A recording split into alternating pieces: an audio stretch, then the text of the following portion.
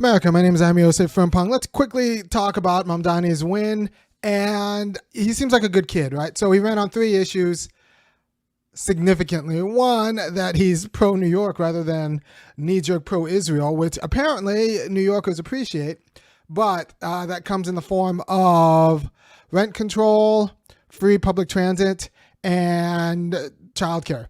Let's start with rent control. Rent control as an American issue is arguing for second-class citizenship, arguing for palliative care, right? By the time you care about rent control, you're already instituting a defensive measure because you're on the losing side of American freedom, right? So American freedom, it's a system built for property ownership, and property owners have massive virtues above and beyond those who rent and the vulnerabilities of those who rent. And it kind of figures into other aspects of our freedom in terms of properties are just not just money-making assets themselves. They're places where you can start businesses and you don't have to get special licenses in order. Like I'm doing this from my basement. The property ownership figures into American freedom. It's not some sort of good that exists independently of the system of freedom that it participates in, but it's more like the way an organ, a liver, exists within the human body and is necessary for the human body, but it's a function. It exists as a function of American freedom. And if you don't take property ownership seriously, then that's like in America. It's like not taking guns seriously in America as freedom. So property ownership isn't really the serious argument. We need to figure out how to democratize property ownership. Now, rent control isn't really the serious argument. The serious argument is we need to figure out a way to democratize property ownership and figure out how that works. And, there are other countries that do it. There are other countries that are renter societies and they survive, but those aren't United States, and they don't, and those that matters, right? So, I think a real winning socialist movement gets serious about ownership as a function of socialism, property ownership as a function of socialism. So it becomes the most common for all for everyone to have their peace, and we can deal with each other as equals in that way, right? So, not in love with rent control as his issues, but I think it's important. But it's just not this big national issue. You're not going to build a party in the United States out of rent control, and you shouldn't. You should build a party in the United States out of democratizing property ownership and figuring out what that looks like. It's going to be a pretty extensive scheme, but that's what you want, all right? Second thing is public transportation. All right, so for free public transportation to be a revolutionary issue, the public transportation needs to work, right? You can't have free public transportation where buses are always locked in gridlock and that's not reliable and consistent, right? So you need the massive investment in public transportation. Maybe you need to get some other cars off the road, right? If you're serious about public transportation, you might need to be serious about getting other cars off the road. And having like taxi lanes and bus lanes and maybe nothing else. And that's going to be a more muscular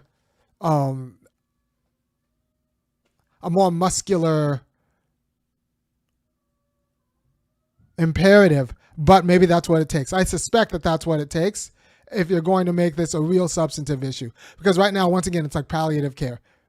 By the time you are hurting to have access to a system that's not itself particularly reliable or frequent, you're scraping the bottom. It's not a fight for power. It's just, like I said, it's palliative care.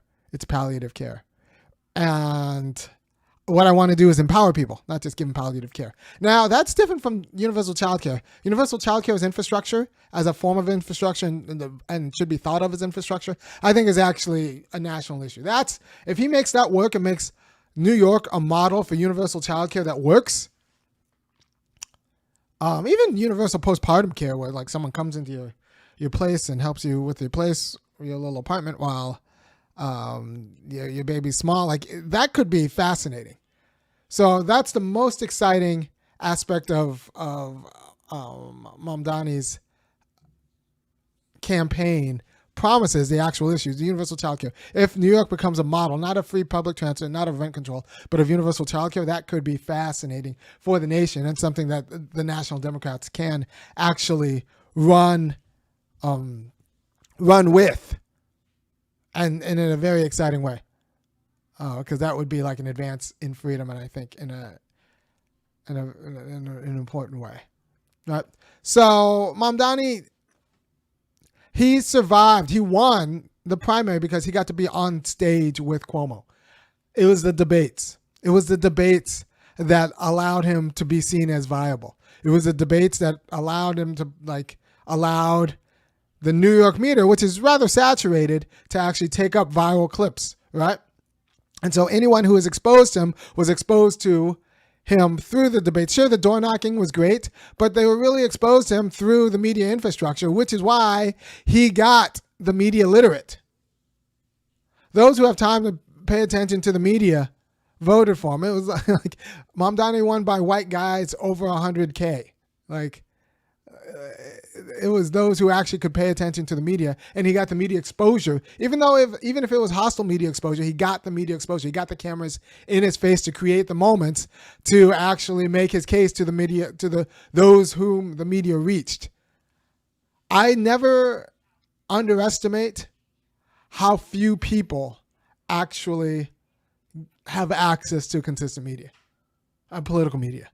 Right? You organize in the South, you realize that the party hacks control it because there isn't a communications infrastructure.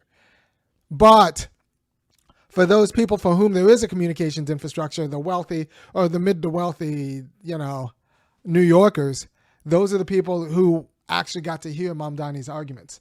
And that's what we need to take seriously. One, how to take seriously a political media that actually saturates to working class people. And two, to create those moments, to actually structure primaries so that you create the moments where people like Nancy Pelosi, people like a James Clyburn, people like a Hakeem Jeffries can actually have real contested elections. Right? So that should be the lesson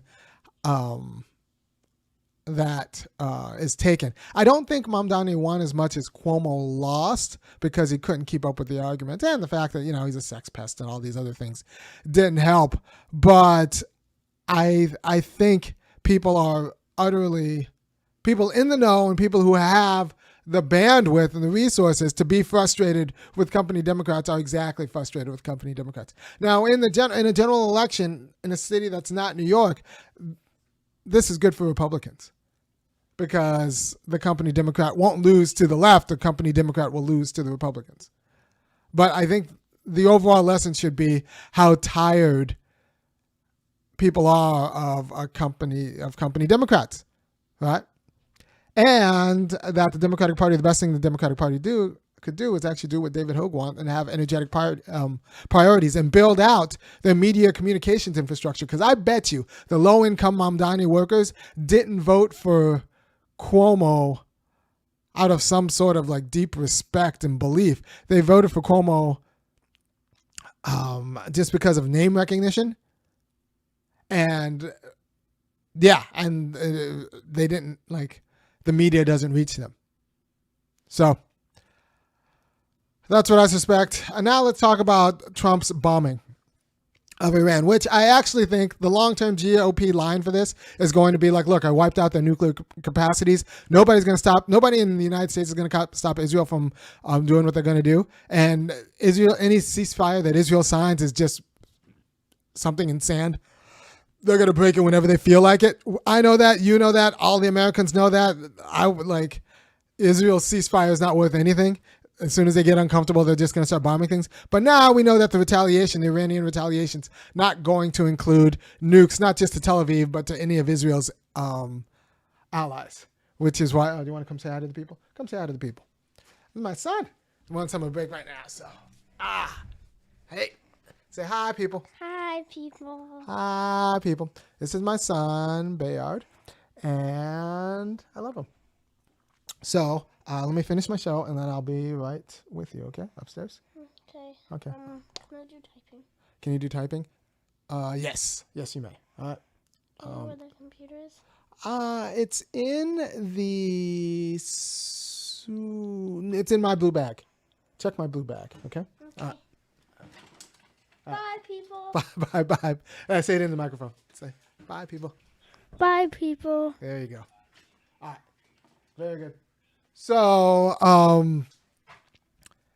the Iranian bombing, now Trump can say, like, look, nobody's going to stop Israel from doing what Israel's going to do because Israel does what Israel's going to do. And we don't have the political will in the United States to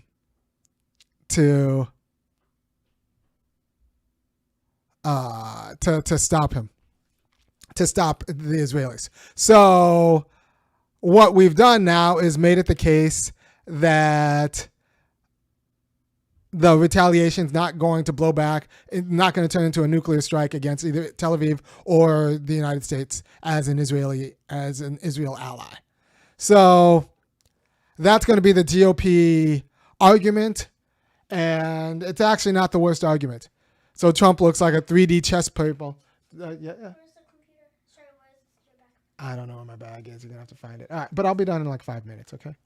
All right. So the GOP argument is going to be like, look, Israel's going to do what Israel's going to do, but now Iran can't fire back with nukes, and we have succeeded in the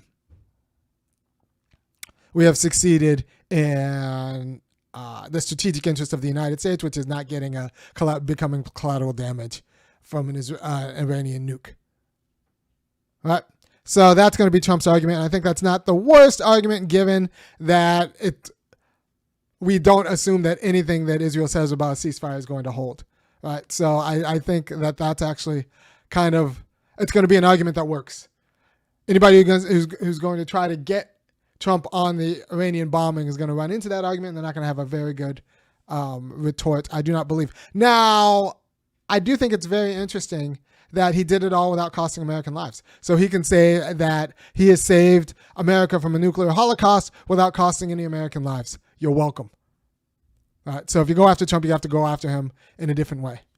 Right. And now that he's actually if he stops one Israeli bomb from hitting Iran, enforcing this ceasefire in any way, he's already doing more than anyone would credibly believe that a Democrat would do. So there is that. So what do we learn from Mamdani's election? One, it's okay to fight company Democrats if you have there are a few things. Ladner, if you have the media infrastructure to do it.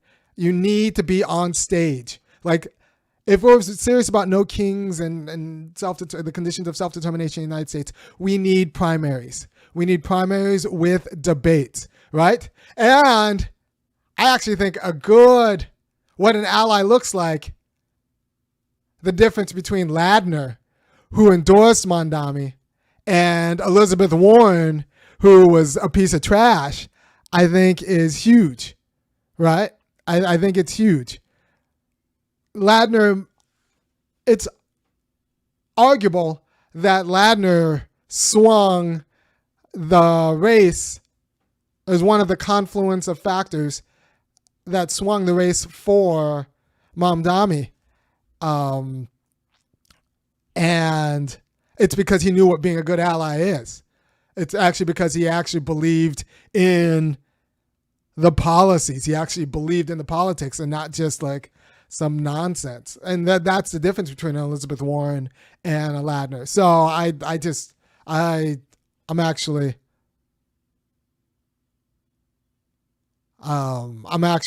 think that's an interesting show. Maybe I'd have to do some more research, but there was a moment where Elizabeth Warren could have won it both in 2016 and 2020 for Bernie, and instead chose herself and like some dicey.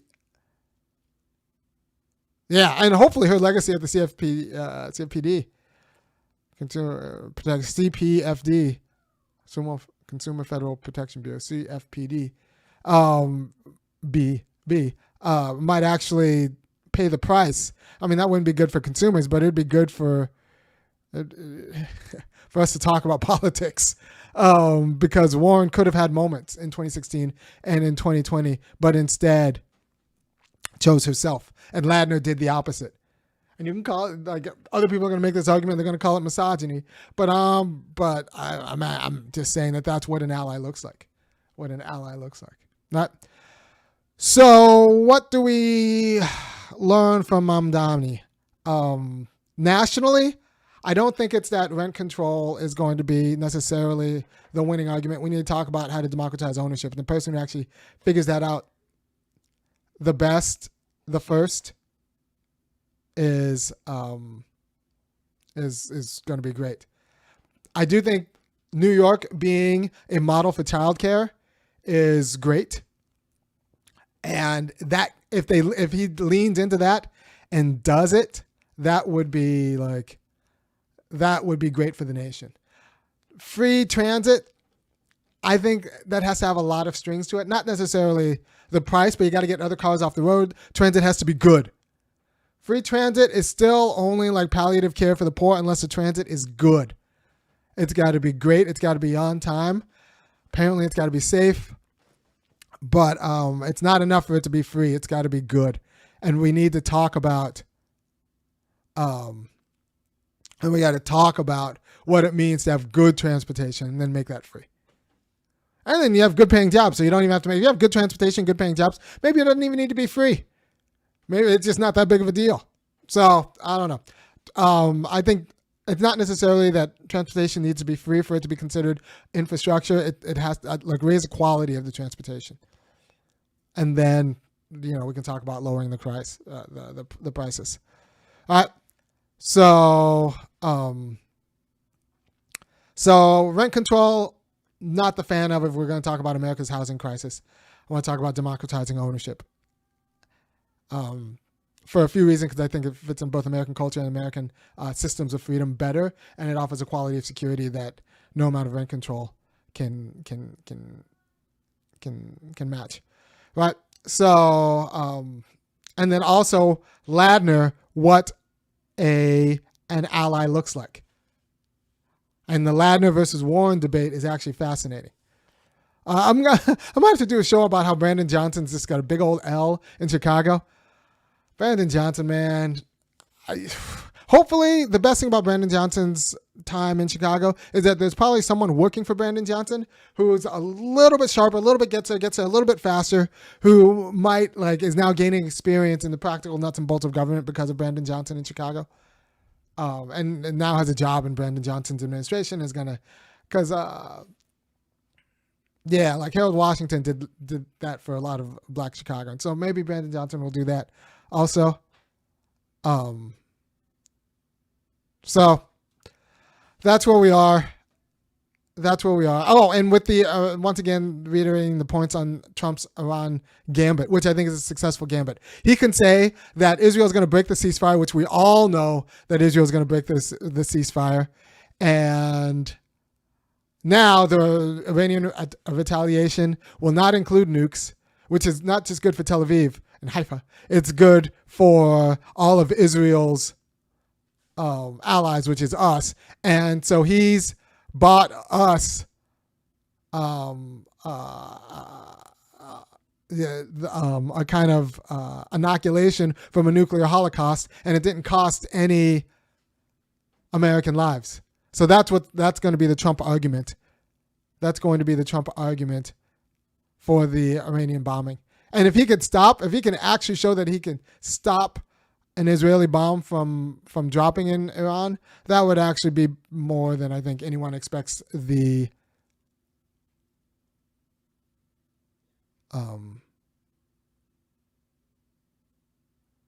anyone would expect the Democrat to do, because Kamala wasn't stopping anything.